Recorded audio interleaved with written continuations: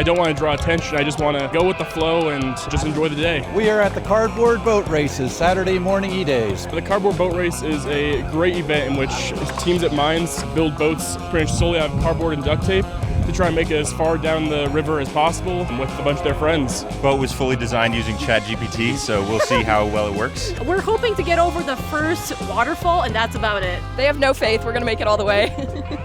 Have you seen Titanic? It was a real iterative process. We used a lot of, circling back and groundbreaking, really project management style to get this thing where it is today. Never before seen engineering. We took some banana boxes from King Soopers and kind of just threw them throughout the boat with no particular reason to where we put them. There are thousands of people coming out to have fun and see a little bit of what mine students can do when they let loose a little bit on Edays weekend.